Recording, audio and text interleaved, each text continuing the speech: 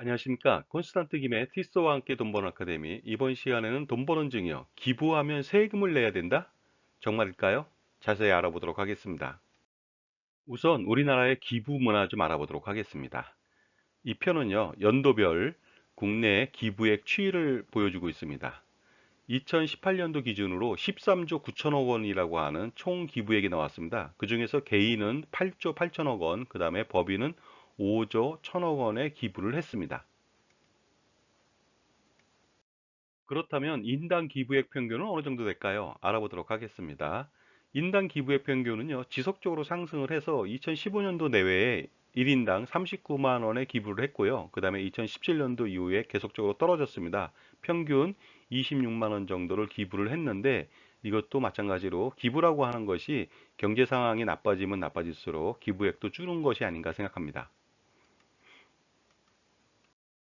기부에 참여하는 인원 비율은 어떻게 될까요? 기부 참여율을 알아보도록 하겠습니다.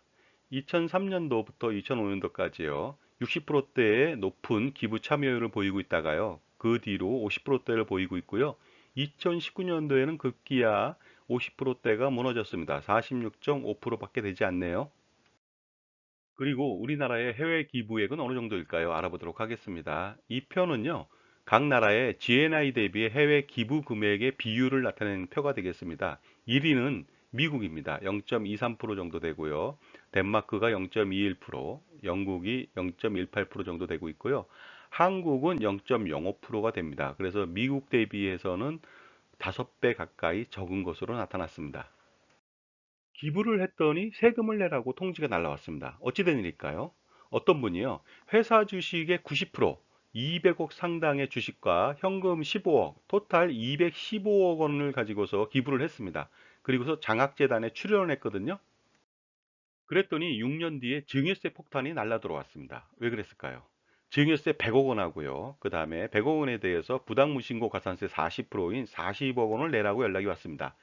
왜 이런 일이 일어났냐면요. 회사 주식을 5% 이상 출연하는 경우에 자산가가 편법으로 재산을 빼돌리는 것을 방지하기 위해서 현행세법에서는 증여세를 부과한다는 것이죠. 거기다 추가적으로 6년 동안 해당 140억 원이라고 하는 증여세를 내지 않았기 때문에 납부지연 가산세로 85억 원까지 추가로 내라고 연락이 온 것입니다. 따라서 기부 총액은 215억 원에 불과했는데요. 세금이 무려 225억 원입니다. 증여세 총액이죠. 배보다 배꼽이 더 큰 일이 발생했습니다. 결국 현행 세법을 따르자면요. 해당 주식을 주식으로 기부하면 절대로 안 되고 주식을 매도해서 기부했어야 된다는 결론에 도달하는데요. 이 경우에도 문제가 됩니다. 뭐냐면요. 대주주의 양도소득세 과세를 하거든요. 그래서 양도 차익이 3억 원 이하인 경우에는 22%, 3억 원 초과인 경우에는 27.5%까지 세금을 물어야 됩니다. 정말로 기부를 했는데 어처구니 없는 일이 벌어지고야 말았던 것이죠. 자, 다음 사항도 알아볼까요? 이번에는요, 시청에 건물을 기부한 사연이 되겠습니다. 시가 37억 원짜리 건물을 시청에 기부했는데요. 5년 후 양도소득세 1억 8,700만 원을 부과한다는 통지를 받은 것입니다. 어찌 된 일일까요? 해당 건물은요, 금융권 부채가 13억 7천만 원이 포함되어 있는 시가 37억 원짜리였습니다. 그래서 37억 원을 기부했는데 이것이 전체 증여로 잡히지 않고 부담부 증여로 잡혔기 때문에 과세를 한 것입니다. 부담부 증여라고 하는 것은요, 채무를 끼고 증여하는 것을 말합니다. 채무라고 하는 것은 보증금이나 아니면 은행 대출금 등을 말하는데요.